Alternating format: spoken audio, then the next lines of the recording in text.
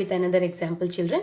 So now here, which hydrocarbon you are able to see based on the number of carbons? Yes, it's a 5. And then since all are single bond, it's a saturated hydrocarbon. So I hope you can guess the name right now. It is called as what? A pentane. Okay. Then what is its formula? Its formula is C5H12. So as I told, these long straight chain hydrocarbons can be branched. Their structure can be modified. So now let us see how many possible structures we can obtain for this pentane. Now this normal straight chain pentane is referred as N-pentane, where N stands for normal. Normal, when I say, that means a straight chain. N-butane means normal butane. Now let us start with one example. So let me remove the one of the terminal carbon from this pentane group. So now if I remove it, where am I going to place it? Where can I place it? What are my possibilities that I can place? I can place either on this carbon or on this carbon. But can I place to this terminal? No, again it becomes the same structure. So as I told earlier, how can I place this carbon or attach this carbon? By removing one hydrogen. So instead of this hydrogen, this will be the place will be occupied by whom? By a carbon. And which carbon? A single carbon hydrocarbon. And what is that? A methyl.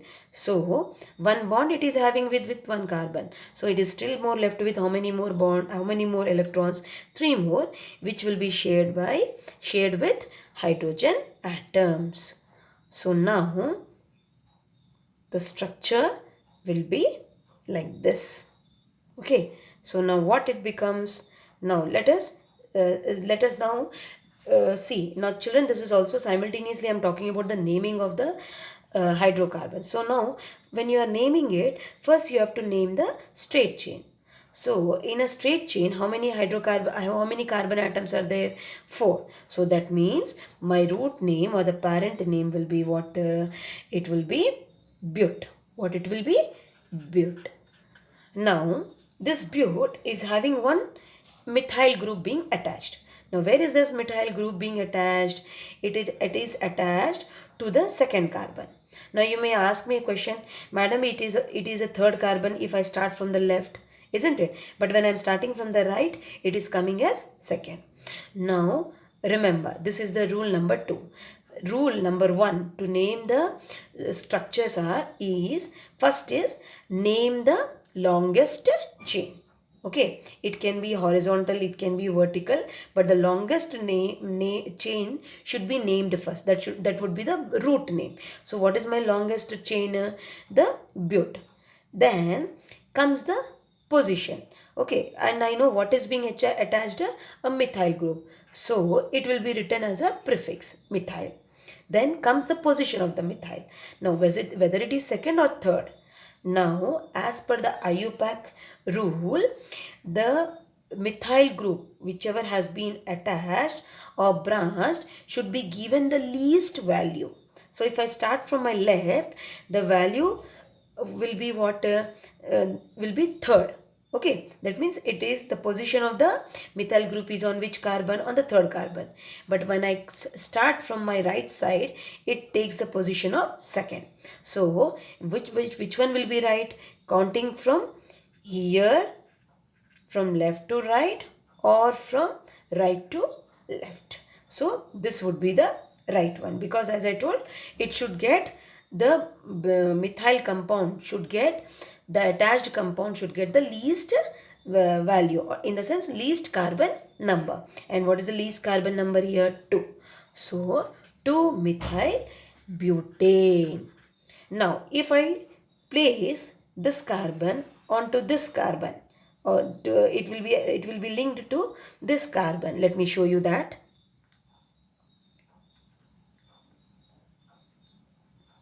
Now when I am attaching it to this, what will happen? Will there be any change in the naming of the hydrocarbon compound? Yes children, No, there won't be any change in the name. Why? As I told you, either whether you name it from the left side or whether you name it from the right side, the methyl compound should get the lowest value. So now if I start from the left side, it is 1 and 2. But when I am starting from the right side, it acquires third position. So which one will I prefer? From starting from the left. So we have this compound named as what? 2-methyl butane.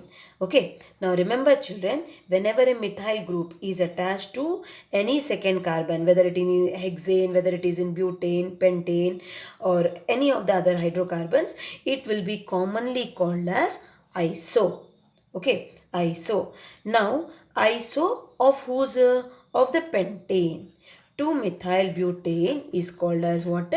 Isopentane. Common name isopentane. And IUPAC name 2-methyl butane. Okay children. Fine. Now do I have any other possible arrangements for this? Can I remove still another carbon? Yes, I can remove one more carbon, a terminal carbon. I can remove either from here or either from here. Let me, for your convenience, let me remove it from this side. Now, where will I place it? Since there are only 3 carbons, it will be now attached to the middle carbon. Okay. Now, this hydrogen will occupy the space of the carbon. And here, this will be associated with the middle carbon and as well as its 3 hydrogens. Okay, so let me show the link. Okay, so it becomes here. So now what you are seeing? Now this middle carbon is now associated with how many methyl groups? 2 methyl groups. So that means how many are there? 2. That means dimethyl. Now let us name this compound as well. Now what is the step 1 or rule 1 to be followed? First name the longest chain. Now in this, which is the longest chain? Either I take vertically or I take horizontally. It is only 1. And what is that? A 3 carbon chain. And what is the 3 carbon chain called as? Propane. Why it is a ane? Since it's a single carbon a single bonded hydrocarbon. Then, and what has been attached to this propane? Methyl. Okay, so the prefix will be methyl. Then how many methyls are there? 2 methyl, which are called, they are called as what? Dimethyl. Dimethyl propane. Then fourth, then the third rule, position. Which position they are, on which carbon they have been attached to the second carbon. So 2 and 2. Why I am writing 2, 2? Because both the methyl groups are attached to the second carbon. So 2, 2 dimethyl propane. What it is? 2, 2 dimethyl propane. Clear? Okay. Now this is the IUPAC name. What name is this? IUPAC name. But commonly this is called as neopentane. Okay. And again, remember children, if 2 methyl compounds are attached to the middle carbon or to the second carbon, not middle carbon, to the second carbon, then they are termed as neo. When 1 methyl, it is termed as iso. When 2 methyls, it is termed as what? Neo. And now, since it is for the 5, total how many carbons are there children? 5. So that's why it's a pentane. So neopentane. Then how is the formula? Molecular formula is the same. C5H12. Here also C5H12. But what was the difference? The difference was in the structural arrangement. Now just observe this. Okay, this is I've taken for your convenience another model. So let us assume this is the straight chain. Since it cannot be bent, I'm holding up it like this. Now how many carbons? 1, 2, 3, 4 and 5. So if I remove this terminal carbon, I will place it on where? I'll place it on this carbon, onto the second carbon. And as I told you, the second carbon can be either this one or this one. Does not make any big difference because we have to give the least value. Now the structure is like this. Okay, so the same if I shift from here to here, still also it will be 2-methyl. Now straight chain but 1 2 3 4, and on which carbon? Second carbon. What is attached? A methyl group. So 2-methyl butane. Okay, now again let us see one more. The second case, if I remove one more one more methyl group, I will attach to the middle carbon. Now it becomes what? It becomes 2,2-dimethyl. Okay, 2,2-dimethyl pent, propane. 2,2-dimethyl propane, because the longest chain is of a 3 carbon. Okay children, so this is about what? About isomers. What are isomers? Having the same molecular formula but different structures, okay, and hence different properties as well. Fine children, so furthermore, now today you take up one homework.